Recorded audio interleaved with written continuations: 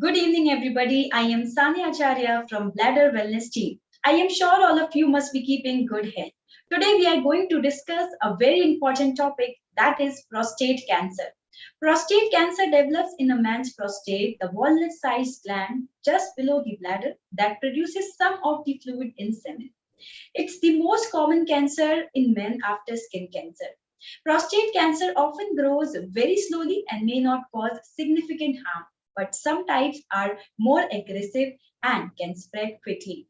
Let's unite to raise awareness about prostate cancer and its impact in the life of people living in it. To throw more light on the subject and guide us on what's right for diagnosis and treatment of prostate cancer, today we have with us Dr. Shwetank Mishra. Dr. Shwetank Mishra is a renowned consultant urologist, andrologist, and uro-oncologist from Heritage Hospital, Varanasi. Dr. Shwetank Mishra has rich experience in field of urology and carries out the treatments with utmost precision and efficiency, ensuring that patients' health is in safe hands. Welcome, doctor. Thank you for the nice introduction, ma'am. Doctor, so my first question is, what is basically prostate cancer? As we know, that prostate, as you just told, that prostate is a small wall-like shaped gland just below the bladder. So basically, in men above 50 years of age, there is some amount of enlargement in all the males who are above 50 years of age. But in some patients, these enlargement or the hypertrophy goes to an extent in which it takes some changes in form of cancerous tissues. So that is what is called as prostate cancer. It is, as you already stated, that it is a very common cancer, and among men, it is the second most common cancers. So today, with the bladder awareness program, so today we can just have a broad info to how to diagnose and how to keep a watch so that everybody gets rid of this worrisome cancers. Absolutely, doctor. And doctor, when we talk about prostate cancer, how common is prostate cancer and what are the causes of prostate cancer?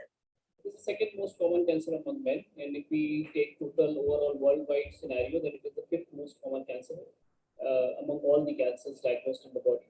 So, regarding what are the causes, exactly there is no significant cause which has been ascertained to prostate cancers, but definitely genetic predisposition is a definite cause. If your father or your grandfather is suffering from prostate cancer, then there is a large likelihood of you getting prostate cancers, and it could be quite early at your age, sometimes some about around 45 to 50 years of age. So then there are some other risk factors we can say which are predisposed towards prostate cancer. This could be smoking, tobacco chewing, and if you are exposed to some environmental carcinogens, like if you are working in paint, city, or tire industry. So these are some of the causes, although not a very definite cause has been said to describe that what is the main cause of prostate cancer, but definitely these are some risk factors. Right. So these are some of the causes which doctor told us. Doctor, when we talk about the symptoms of prostate cancer, तो prostate cancer के क्या symptoms होते हैं? Definitely, the problem with the prostate cancer as compared to other cancers in the body are that it is a very silent type of cancer. It doesn't give you very different symptoms. It basically gives you urinary complaints like you can have frequency of urine, urgency, urgent continence, or intermittency of urine. Sometimes you have blood in your urine. So the problem with the prostate cancer is there is no other significant definite symptoms by which there could be alarming things. But that's why it is always said that whenever after the age of 40, 45 years or 50 years of age, you are having the worrisome urinary complaints, so don't get afraid of it, or don't just ignore those symptoms, because these could be symptoms of carcinoma prostate. Some patients may have back pain if they have metastasis to the bones. If the cancer has spread to the bones, then definitely they can have bone pains. Some patients may have loss of weight, loss of appetite, but these symptoms are quite delayed. The initial symptoms are more or less are just like the normal prostate hyperplasia or hypertrophy. So whenever you have significant urinary complaints, don't ignore it because they could be symptoms of prostate cancer. Okay, sir, as you said, there are not definite symptoms of prostate cancer, but these were the some of the symptoms of prostate cancer. Very well said, doctor. So when we talk about how prostate cancer is treated, so how is the cancer treated? Once we have the patients, once they visit to the OPD, we have some baseline investigations. Number one is the physical examination in form of a digital rectal examination, in which we feel the consistency of the prostate. In prostate cancers, we have nodular surface of the gland and we have stony hard inconsistency. So these are the DRE findings. Once we have the doubt that the patient may have carcinoma prostate, we go with some of the investigations in which the general blood investigations are done along with serum PSA, which is called as serum prostate specific antigen, in which is elevated in almost 90% of the cases, because 90% of the cases are adenocarcinoma prostate, in which these PSA levels are elevated. Along with that, we have to get an ultrasound or a multiparametric MRI prostate to basically see that what is the extent of the lesion and how far it has spread, whether it is localized, it is inside the walnut-shaped gland, or it has spread outside the prostate gland. And in some of the cases, we also go for PMSA PET scan or bone scan. It depends on the in which city you are practicing and what are the available armamentarium which is available with you. So basically, it depends on that. And then based on investigations, then definitely we see that whether you have the localized carcinoma prostate, and localized also whether it is low risk, intermediate risk, or high risk, and or whether it is locally advanced or metastatic carcinoma prostate. So based on the staging, the treatment plan is defined and it is discussed with the patient, because now along the multiple treatment options has come now nowadays. So we always discuss that in which way the patient is comfortable. Right. So, doctor, as you said, when the investigation is done, then it is possible to treat it, and it's good that you consult a doctor as soon as possible, right, doctor? Yes. So, doctor, what kinds of follow-up treatment are available for prostate cancer? The follow-up treatment, once you are diagnosed and basically based on your staging of the treatment then definitely you have to advise the patient that this is the treatment plan that we are now going to do, and based on that, then we decide if it is a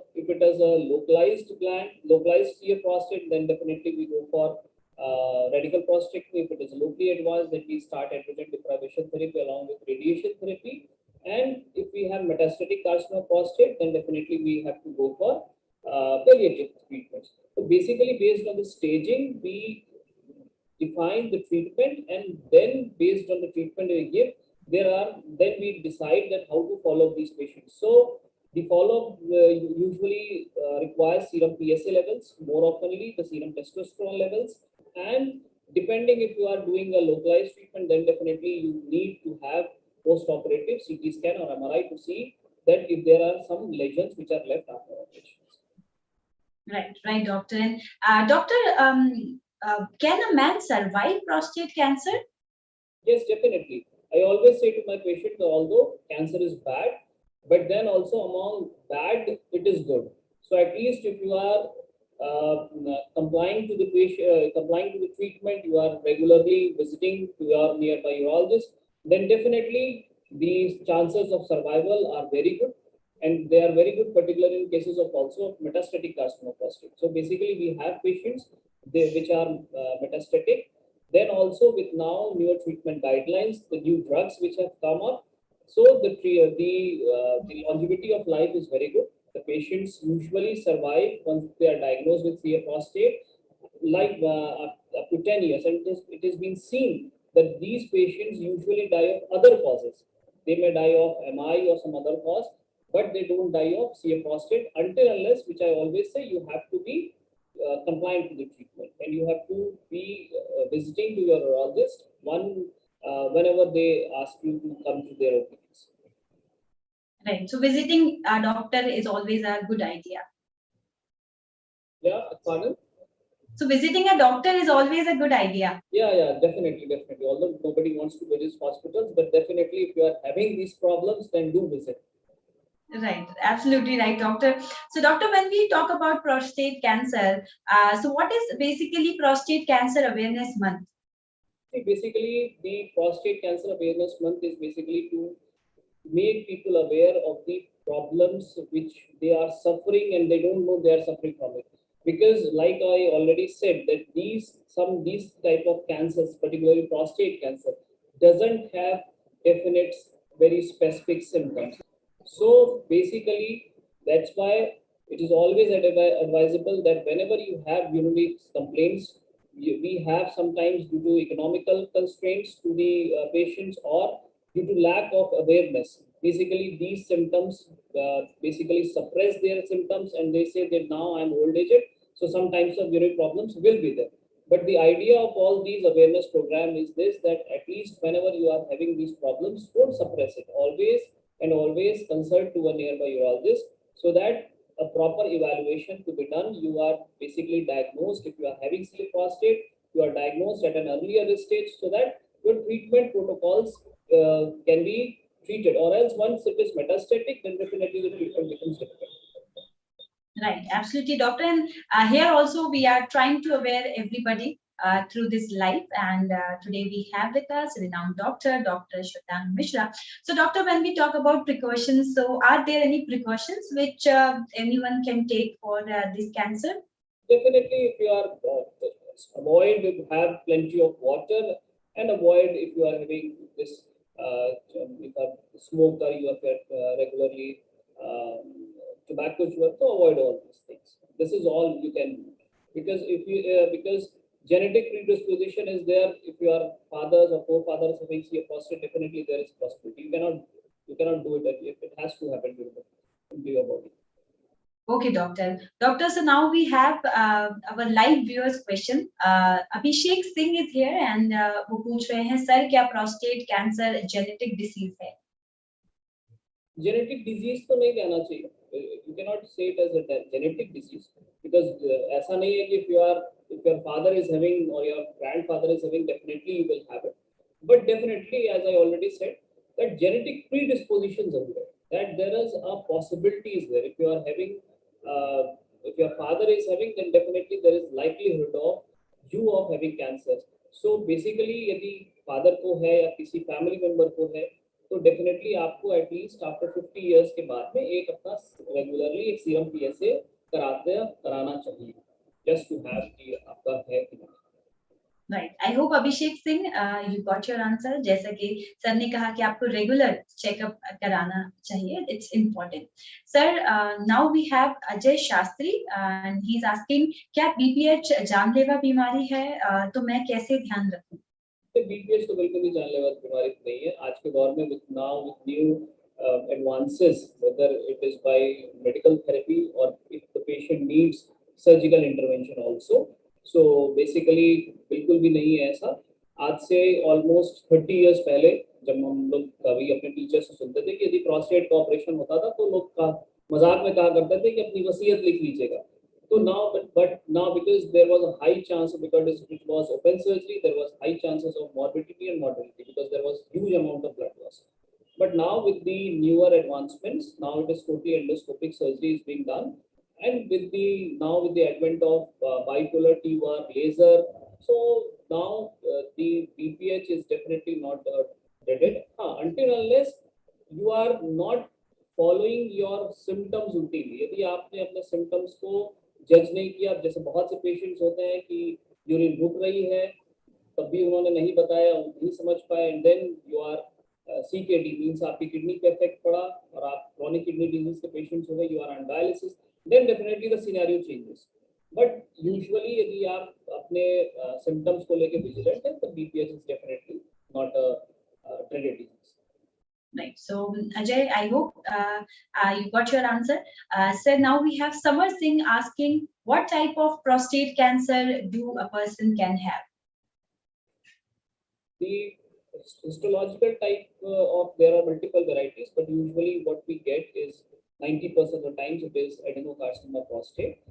And usually all the treatments which is basically there, it's basically based on this type of structure. Although else, like neuroendocrine tumors, the small cell carcinoma variants are also present in CA prostate. Okay. Sir, Ashu Mehra is here asking, what is the best way to treat BPH? See, there is nothing best. It depends on that at what symptoms and what is your flow and what is your IPSS, like International Prostate Symptom Score you are having. So if your symptoms are less worrisome, there are more or less storage symptoms, less obstructive symptoms, definitely you are going to get cured by medications. But if your symptoms are worrisome, it is affecting your quality of life, and you are more or having obstructive symptoms, there is always storage of urine in your bladder, which we called as high PVR, that is post-viral residual urine volume. So in that case, you need surgery. And as I already said, that now the prostate surgery is now that dreaded, although you can categorize it into a moderate risk surgery. So, and it is being done totally endoscopically, and patient are getting discharged in 48 hours. And we remove the catheter by day 3, day 4. So you can easily, it is all treatable. Okay, doctor. Dr. Ashu Mehra is here and asking, what is the best way? Sir, Sanjay Singh is here and he's asking, sir, please let me know, how do I diagnose BPH? See, the diagnosis of BPH it depends on once you enter with the OPD with the symptoms, that what symptoms you are having, then we basically evaluate the symptoms by your urofiltration test, in which you take lots and lots of water, and once you are having a sensation, you void into the machine, which is called as urofiltration machine, and then you get a curve. So basically, by which we assess that how is your flow, what is your Qmax, and what is the amount you are voiding. So once the urofiltration is being done, we get an ultrasound done, in which it tells us what is the size of the gland and what is the amount of urine which you are holding after going to the washroom. Then the ultrasonologist sees that what is the amount of urine which is left in your bladder.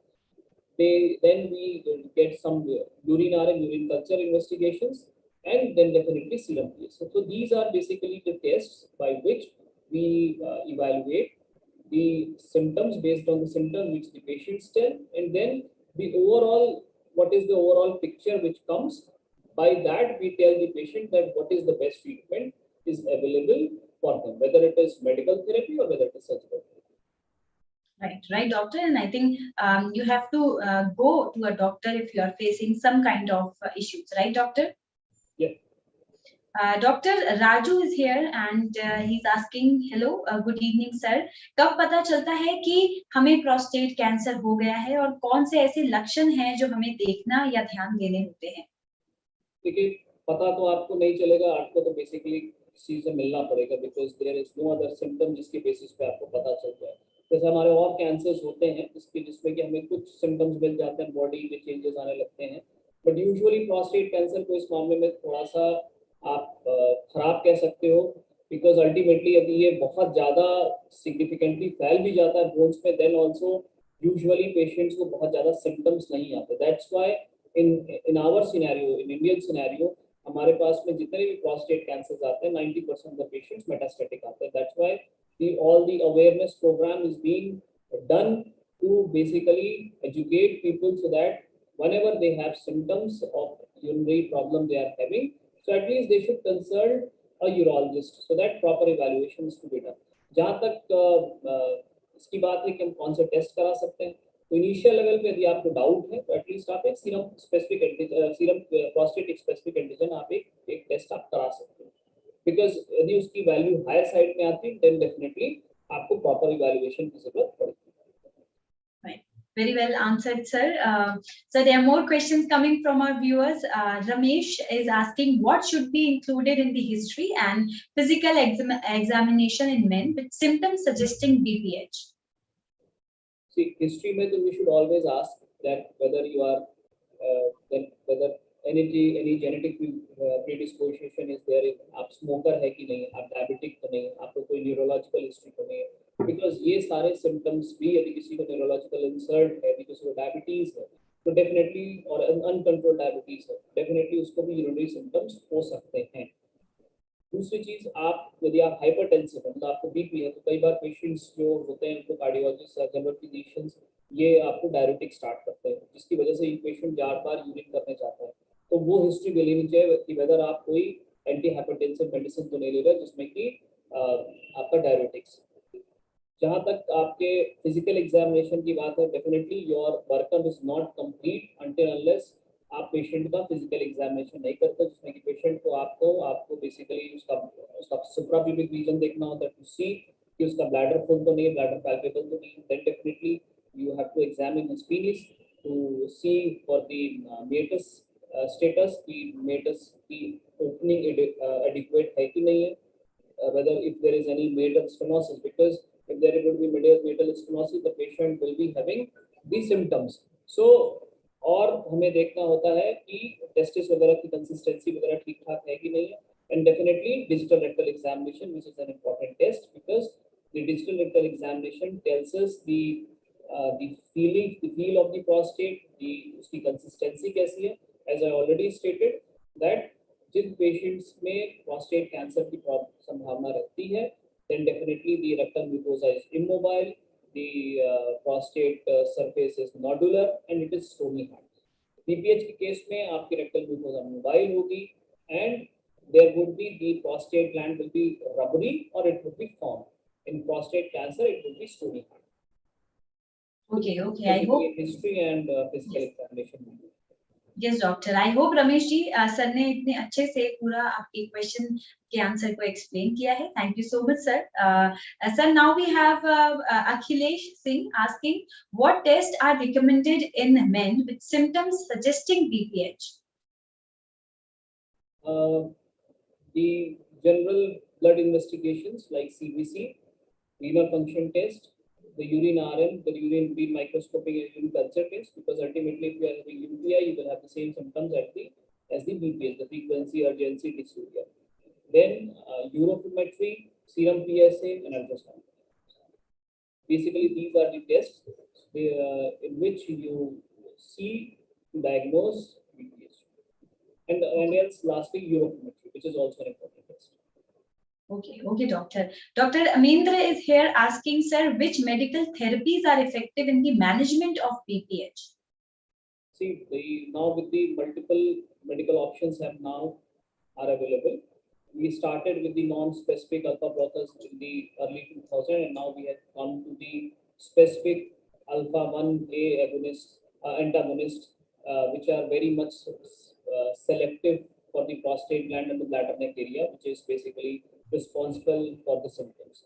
So basically, if you are of a lower age group, like you are in the early 50s, or then definitely my choice would be to start with the alkizocin or the tamsulosin group, because these group of patients are sexually active.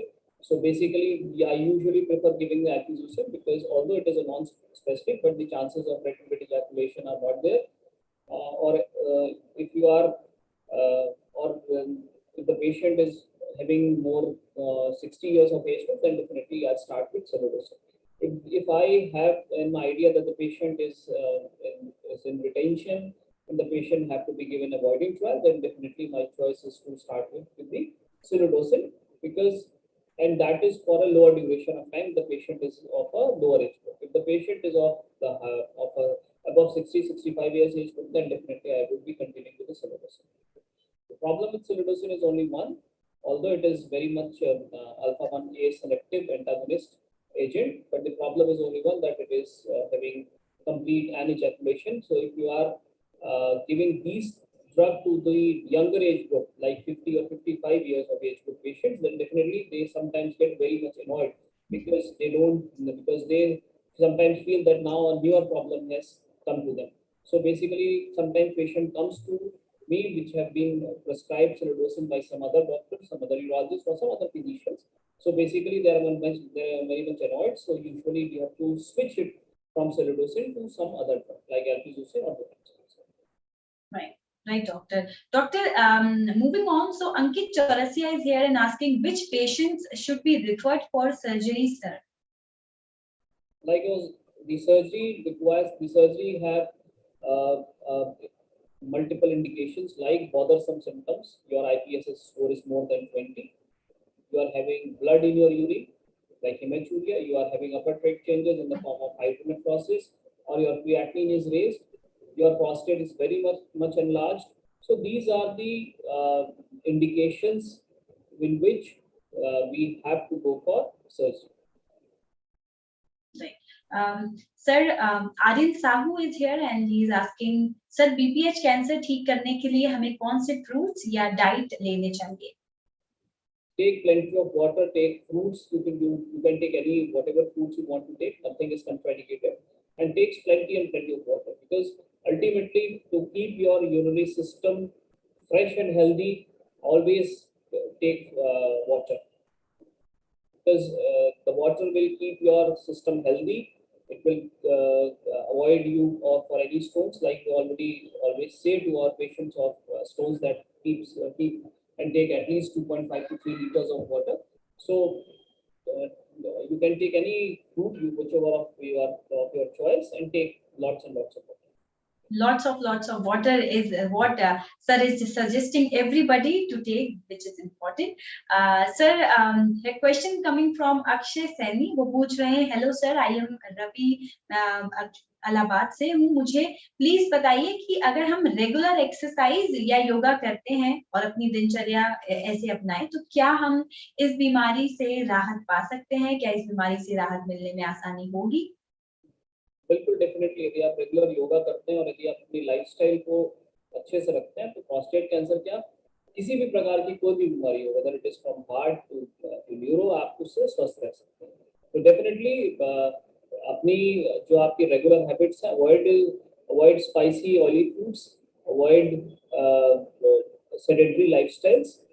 आप सुबह उठें, योगा करें, exercise करें, तो that definitely will work for not keeping away you from prostate cancer, but any sort of ailment from in the body से आप बचे रहेंगे. तो ये तो बिल्कुल करना ही चाहिए, which we always say and promote. बहुत से लोग कपालभाति वगैरह करते हैं कि, और हम लोग तो हमेशा ये कहते हैं कि if you are having BPH symptoms also, then definitely do your regular exercise. No problem in doing that.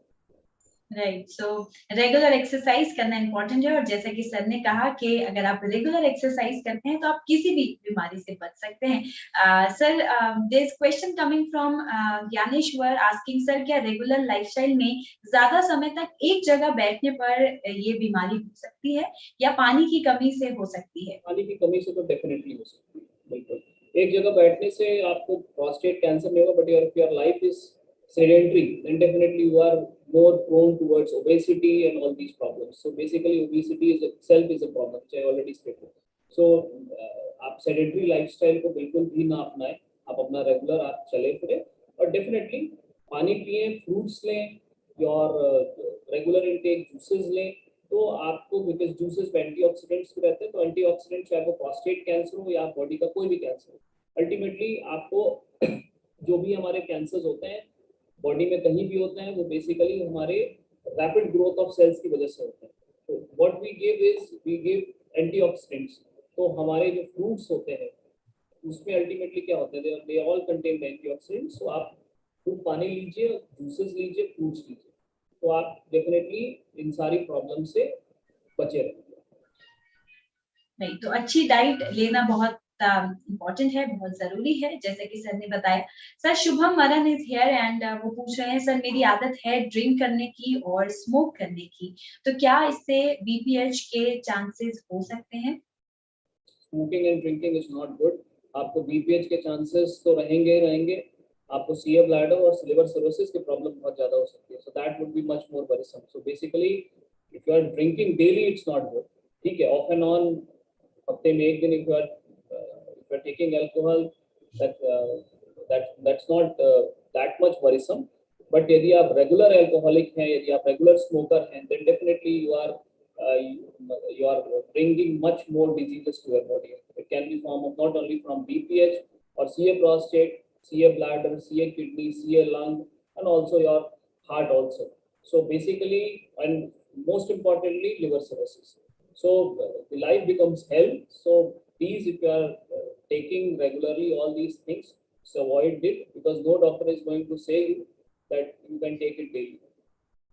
Right. So avoid smoking and drinking. That is what the doctor is saying. Doctor, there is a question from Sushil and वो पूछ रहे हैं sir BPH की कोई warning sign है? अगर है तो please बताइए. There is no other warning sign, but definitely if you are having once in a while आपको यूरिन ट्रबल रहता है, there is no need. हो सकता है थोड़ा थोड़ा हो, आपने बाहर का कुछ खा लिया हो, स्पाइसी खा लिया हो, आपको थोड़ी बहुत यूरिन प्रॉब्लम हो सकती है. That would settle down in a day. But if you are having regular urinary trouble in form of dysuria, पेशाब करने में मेरे को दिक्कत हो रही है, पेशाब खुल के नहीं हो रही है, और मैं उसको पाल के रखा हुआ हूँ जस्ट फॉर द सेक कि मेरी एज of 50 years हो गई या 55 years हो गई है, then that is not good, because there is no other warnings, and these are the only signs in which we usually ignore. और इस ignorance का कारण ये है कि we do get metastatic, that is spreading of the cancers to other parts of body. So that is why the awareness program is there, which we all are doing. Right. That's why we are here with Dr. Shwetank Mishra today. Sir, Amar Singh is here and he's asking, can enlarged prostate go back to normal? The enlarged prostate, if it is not enlarged to an extent, like we have 15 to 20 grams normal prostate, that is the normal size. If you are men, then definitely you will have prostate of that size. If your prostate is around 35 to 40 grams, then definitely with medications, it may go to the normal size. But the size is not that important. It is basically your symptoms that are much more important, because you can have a bothersome symptoms with a 40 grams gland, or your friend may not have any symptoms with a 70 grams gland. So basically, the size do matters, but it is not the only criteria for any of the urologists to start any medications. It basically depends on your symptoms, the urophometry, and the ultrasound. So basically, if you are having a smaller enlargement of gland, then definitely by the treatment options which we have, the tamsulosin butyrate combination, all the cellulose butyrate combination, the prostate may go back to normal size. But if you are having an enlarged gland in the form of 70 or 80 grams prostate, then definitely with treatment, nobody can say that it will come down. It may reduce to 50%, but it may not be completely normal size. So basically, don't just see only the size. Basically, we see the symptomatology of the patient, that what are the total symptoms which was the patient having. This is uroflow, and then we decide that what is the treatment option which is best, which can be carried to the patient by any urologist. Very, very well answered, doctor. Doctor, there are questions coming up. So there's another question from Rohit saying, good evening, sir. At what size prostate requires surgery? See, the size, there is no absolute answer for it, that what is the size by which we need. Basically, what I already stated, that it is the size, definitely one of the criteria, but then your symptoms are uroflow. Because if you are having a 100 grams gland with a good uroflow, you won't need surgery. But if you are having a 50 grams gland with a poor flow, you need surgery. So, and it also depends that with the lateral enlargement of the lobes and also your median. So definitely, if you are having, what I can say in nutshell, if you are having a gland more than 45 to 50 grams in size, then definitely you are a probable candidate for a surgery.